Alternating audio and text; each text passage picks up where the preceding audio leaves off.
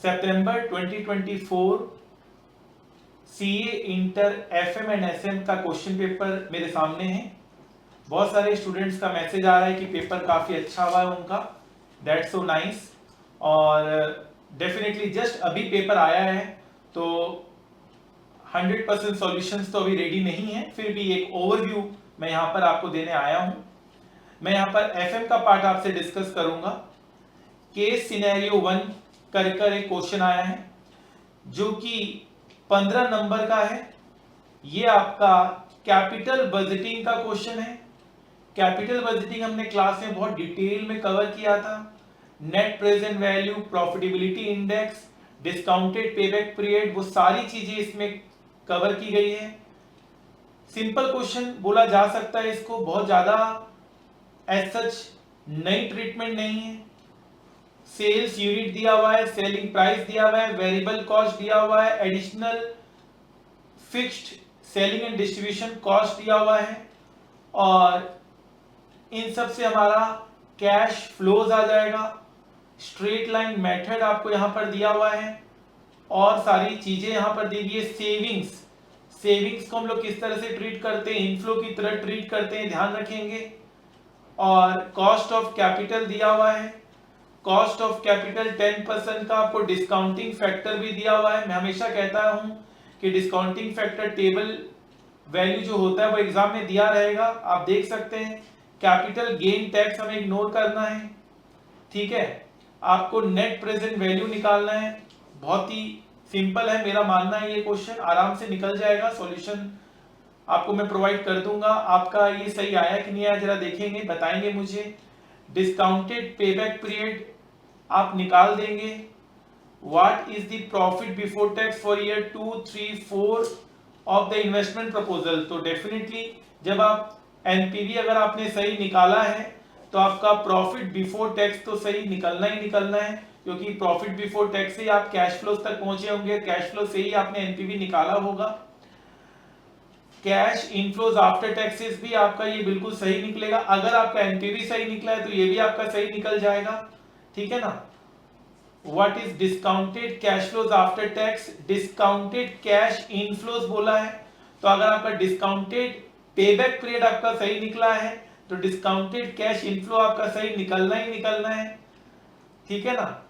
Fine, तो ये अपना एक अलग क्वेश्चन हो गया। यहां पर आपको लीवरेज के ऊपर एक सिंपल क्वेश्चन, मेरा मानना है कि एक सिंपल क्वेश्चन था लीवरेज के ऊपर, जो कि हमारे मैथ में भी कवर्ड है, ये भी आपका आराम से हो गया होगा। अगेन एक क्वेश्चन आपका यहां पर आता है जहां पर आपको कॉस्ट ऑफ कैपिटल और डिविडेंड के कॉन्सेप्ट्स यहां पे लग रहे हैं। कम डिविडेंड है, याद रखिएगा जब भी कम डिविडेंड प्राइस होता है हम उसे एक्स बनाते हैं, याद रखिएगा। ये सारी चीजें हमने क्लास के नोट्स में आपको बताई हुई है, क्लास में बताई हुई है। जब भी कम डिविडेंड होता है हम उसे एक्स बनाते हैं। ये जो प्राइस है ये प्राइस सही नहीं है, 75 लेकर कोई कैलकुलेशन नहीं होगी, पहले 75 को एक्स बनाना होगा। 75 में जो डिविडेंड मिला हुआ है उसे पहले हटाना होगा, ठीक है, उसके बाद जाकर ये क्या बन जाएगा, एक्स डिविडेंड बन जाएगा। इसकी नोट भी मैंने आपको क्लास में लिखवाई भी है। आइए एक बार देखते हैं क्लास नोट्स। आप देख सकते हैं क्लास नोट्स में मैंने कम डिविडेंड के बारे में बताया हुआ है। जब भी क्वेश्चन में कम प्राइस दिया हुआ है हमें उसे एक्स प्राइस बनाना होता है, हमें उसमें से डिविडेंड हटाना होता है। इसके ऊपर हमने क्लास में क्वेश्चन भी किया है। क्वेश्चन में आप देख सकते हैं जो हमारे पास यहां पर कम प्राइस दिया हुआ था उसमें से हमने डिविडेंड हटा दिया तो वो एक्स प्राइस बन गया। बाकी आपका बिल्कुल यहां पर सही हुआ होगा। यहां पर मैक्सिमम बच्चे गलती कर सकते हैं कम प्राइस वाले में, ठीक है। फाइनल आंसर आपका क्या आया या मैं पूरा सॉल्व करके आपको बता दूंगा ताकि आप अपना आंसर बिल्कुल मैच कर ले। डू पॉइंट भी हमने कवर किया है, हमने रेशियो एनालिसिस में कवर किया है। Same question, same type of question हमने रेशियो में कवर किया है और ये भी आपका आराम से कैलकुलेट हो गया होगा, ठीक है ना। ठीक है, केस सिनेरियो 2 आपका एसएम के ऊपर है। एसएम में अभी डिस्कस नहीं कर रहा हूं, ठीक है, मैं अभी फाइनेंशियल मैनेजमेंट आपसे डिस्कस कर रहा हूं। सेक्शन ए एफएम का है। ये क्वेश्चन अगेन फाइनेंशियल लीवरेज के ऊपर है, मार्जिन ऑफ सेफ्टी के ऊपर हमने कॉन्सेप्ट किया हुआ है।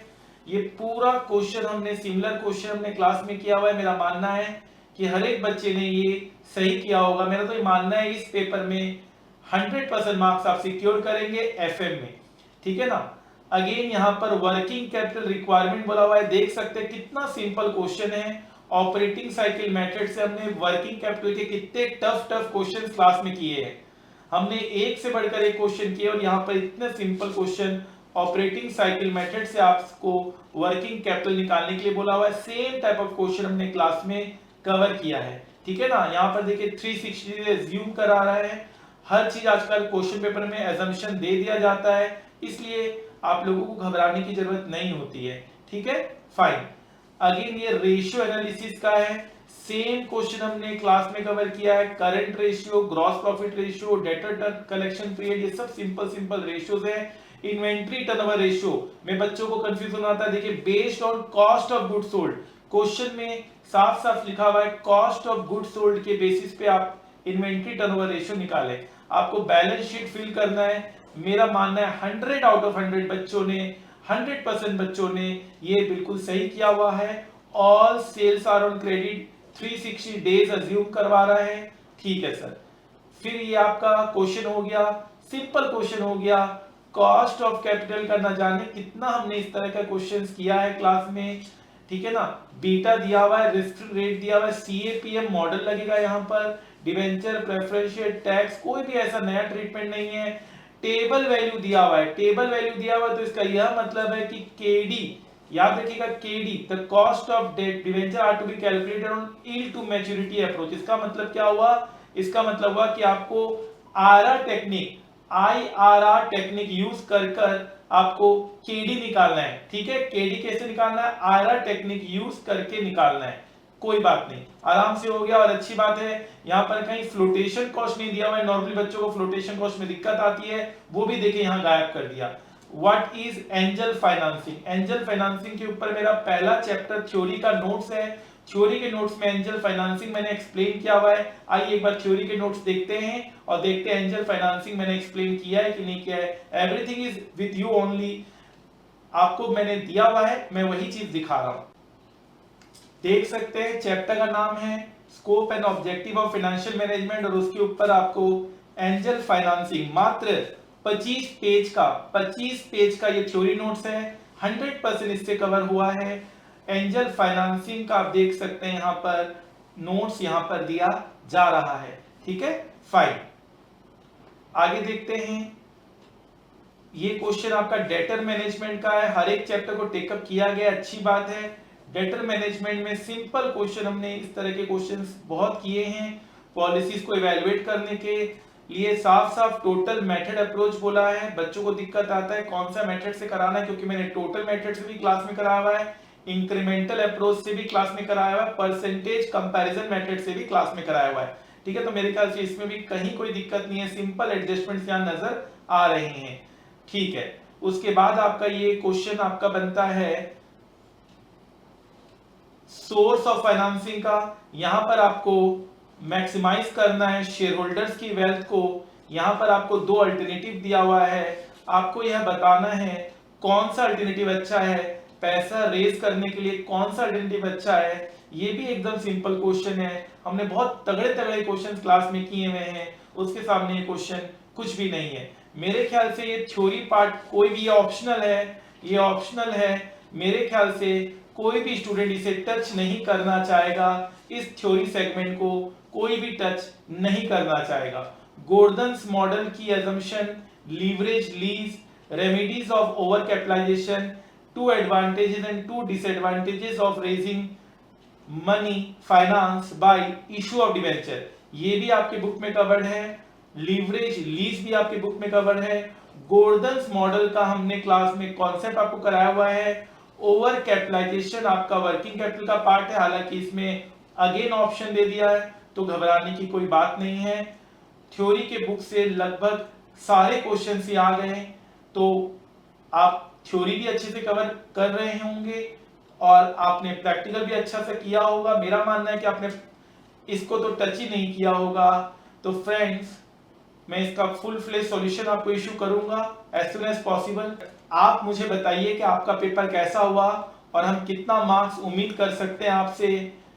50/50 मतलब 100% मार्क्स क्या मैं उम्मीद कर सकता हूं? ठीक है ना। आपके मैसेजेस का मैं इंतजार करूंगा।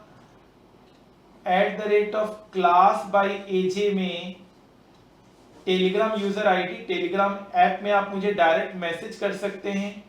आपकी कोई क्वेरी है, टेलीग्राम ऐप आप डाउनलोड कर लीजिए। @class_by_aj यूजर आईडी है, उस पर आप डायरेक्ट मुझे मैसेज करें ताकि कोई भी अगर आपको कंफ्यूजन हो तो दूर हो जाए। 100% मार्क्स इस पेपर में नहीं आएगा तो किस में आएगा? इसका फुल इवैल्यूएशन मैं एज सुन एज पॉसिबल आपको प्रोवाइड करूंगा।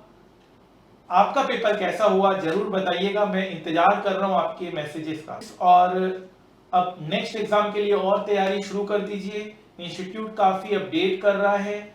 इंस्टीट्यूट के वेबसाइट में आप जाएंगे तो आइटम वाइज स्टडी मटेरियल वो प्रोवाइड करने लगे हैं, तो बहुत अपडेटेड रहना पड़ेगा। आउट ऑफ डेट का अब समय गया।